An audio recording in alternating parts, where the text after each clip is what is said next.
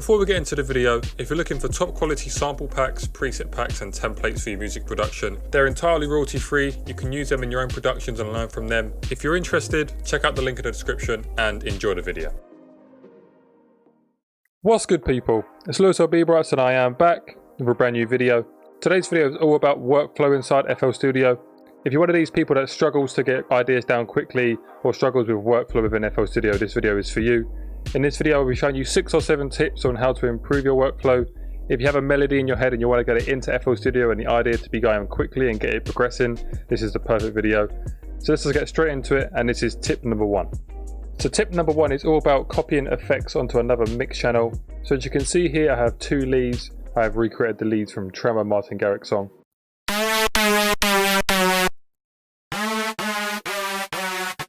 And I know before I get into this, I know people are going to be saying create a group.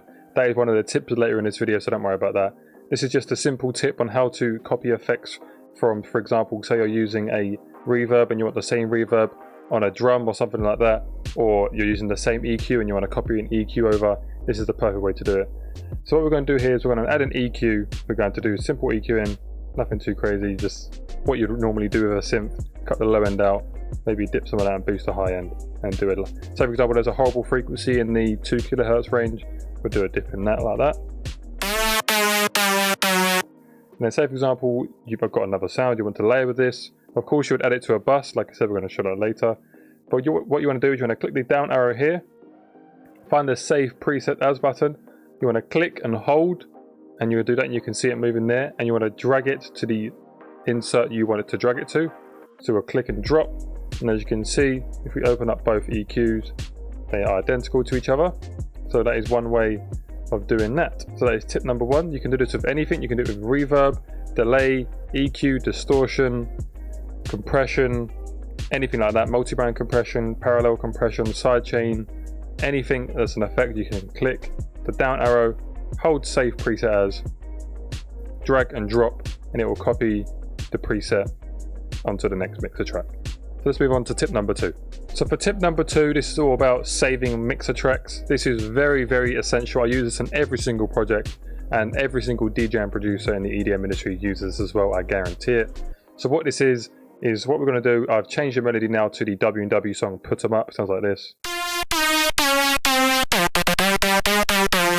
So what we're going to do is we're going to do some simple processing, and then I'm going to show you the tip after that. So EQ, nothing too crazy. Fab filter, Saturn, an OTT. We're going to add some stereo imaging, and we're going to add a reverb.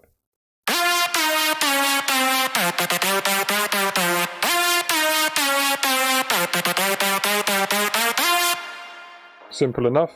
Now this is the trick. What you want to do is you want to right click the insert in the mixer. So right click. You want to go to File, Save Mixer Track State As. It will come up. We're going to name this Tutorial Mixer. Save it as that. And then say for example we copy and paste this melody onto number 2. Like that. And then now it sounds like this.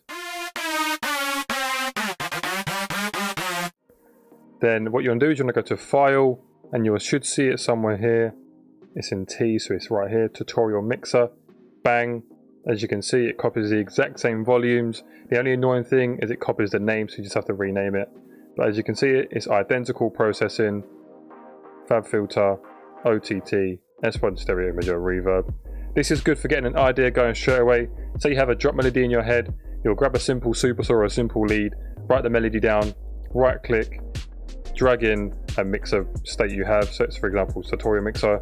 You'll get a big fat synth with reverb, delay, EQ, compression, distortion, saturation, all that stuff instantly to get you an idea on how your track's going to progress. So that is tip number 2. Now let's move on to tip number 3. So tip number 3 is all about replacing a sample efficiently and quickly using the scroll wheel on your mouse. So if you're using a wireless mouse or a wired mouse, regardless, if you have a scroll wheel, it's going to work. So as you can see here, I have the first kick in the Kashmir Volume 3 big kicks. And like I said, once you're highlighting over a sample, if you click the scroll wheel in, it will replace this sample. So what I'm going to do is I'm going to play this kick out, and I'm going to click the scroll wheel in for a few of these samples, and you're going to see it replace. and this is a quick and efficient way to replace sounds like drums, regardless effects, anything. If you click the scroll in, just make sure that the sample you want to replace and scroll through and go through sounds is highlighted with this green light here, because sometimes you will like replace a clap or an effect with a kick. It is very frustrating sometimes, to just make sure that the green light is always lit for the sample you want to replace. So here it goes.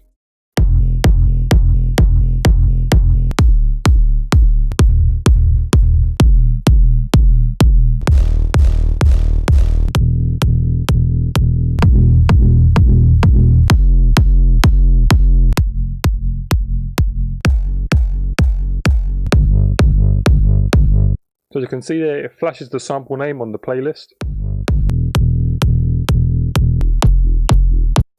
And you can see it replacing. This is a very efficient way. Like I said, you can do this with anything. I do this a lot with my drums. I'll be having a clap playing alongside the kick. Instead of going through and just playing the kick like this, I'll have it playing on the playlist so it's in there and ready. I can go and move on very efficiently. That is tip number 3. Now we're going to move on to tip number 4. So tip number 4 is to do with automation clips. There's another tip later about automation clips, but this is specifically copying and pasting automation clips. So I have a bass line here from Silent 1.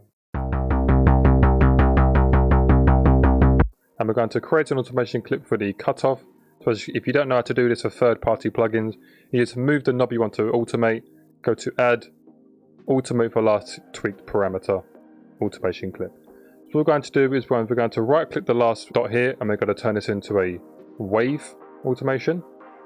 So now it looks like that. And then this middle point here, we're going to drag down, and it'll make it open up very nicely.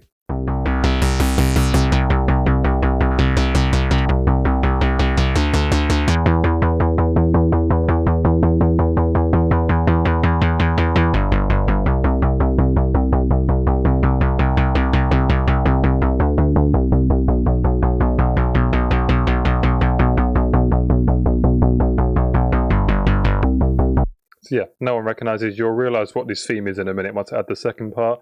So what we're going to do is we're going to double click this automation clip, click the drop down arrow, articulator, and copy state.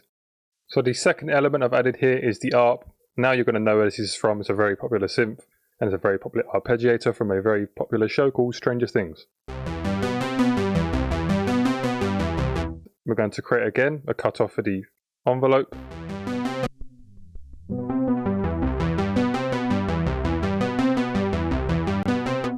And as before, as I showed you, we copied the state from this one.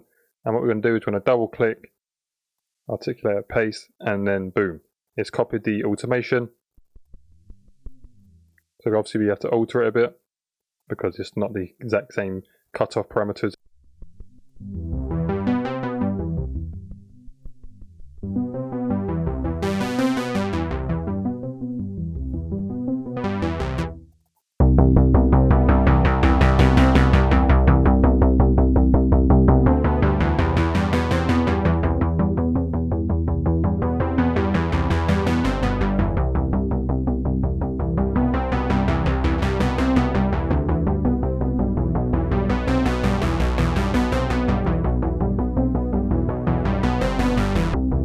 And that is the automation clip copying. Now we're going to move on to tip number 5. So tip number 5 is all about pitch automation. So what we're going to do here, we have 2 snares. They play very similar patterns, just some small variations here and there. But what we're going to do is we're going to create a pitch automation for 1 snare. And we're going to do the traditional EDM build up where the last 4 bars pitch up like that.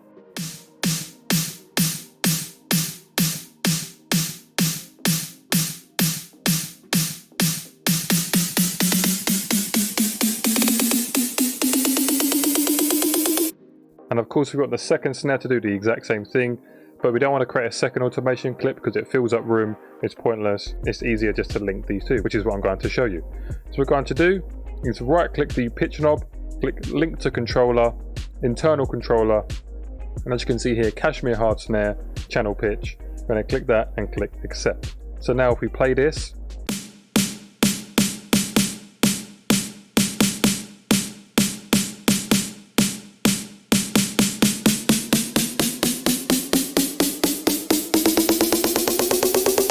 as you can see, and here it's pitching alongside this pitch automation. So we can pitch a number amount of things. We could pitch 15 snares at once using one automation clip. It's done a lot in build-ups with drop synths.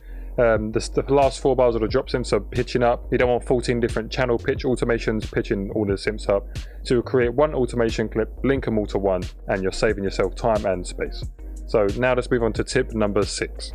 So for tip number 6, it's all about arrangement. So I have an insane amount of OCD in FL Studio. I like my projects to be organized. I like things to be in certain order and around everything in order. So for example, I have a drop melody here, some free automations and a bass pattern. So this is a very poor build up.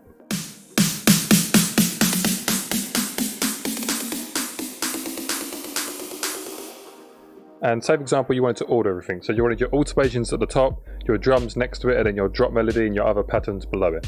Instead of highlighting this and then dragging it here and then dragging the automation here, there is a much easier way. And what that is on the left side here you have track 1 to 9, which is what we're using. If you hold shift and then use the scroll wheel, as you can see it moves. So like I said, we want all the automation to be at the top. So we go to track number 6, hold shift and scroll up. We move it up, go to track 7, hold shift, scroll up, track 8, and then now the drums are being split by this pattern here, so hold shift, highlight over track 7 and scroll down. And now everything is in order. It's a lot more cleaner, a lot more appealing to look at, and it's a lot more organized to find certain things. You can also do this in the mixer and the channel rack.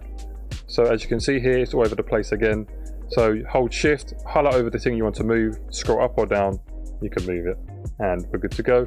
And again in the mixer, say for example you had drum, snare, clap, and then you had like a random synth here, you can just hold shift and move it wherever you want.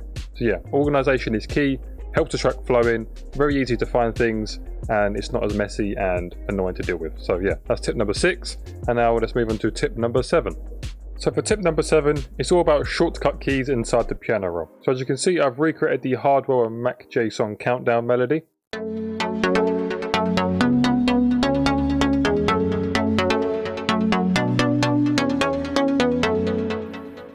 And of course, there's a simple way of holding control and dragging, holding shift and copying. Very simple enough. But there's a much simpler way, and that is just simply clicking Control B. Over and out, done. Very efficient. Another one is changing the pitch. You could again drag and then choose a pitch, or you can just hold shift and click the arrow key up and down.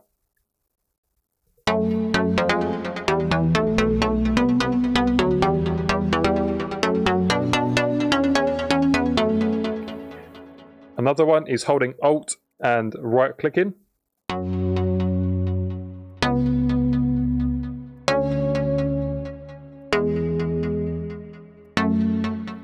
As you can see, it brings up a little green line here.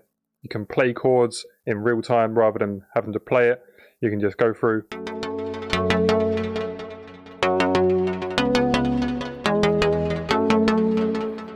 So that is that. And 2 more tips you can use in piano roll. As you can see, I've got a piano version here, just doing the chords. Of course, I don't want to just give you tips related to EDM or anything like what I'm just showing you now. So say for example, you're creating like a ballad or another genre, and you want to have a more realistic and a humanized touch to the piano, hit Alt and R. It'll bring up the piano roll randomizer. Yours may look like this for now. If you just turn off the pattern, it'll bring your original one up, and you can just tweak the release and the velocity to your liking to give it a more human touch.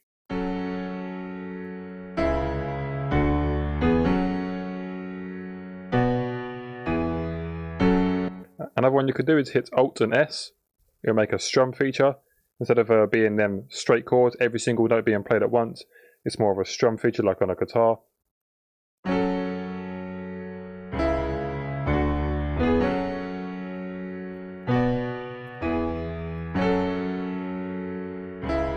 So there's some quick features. Instead of you individually going through notes and scrolling them and changing them, just hit Alt and S, you can get a strum feature.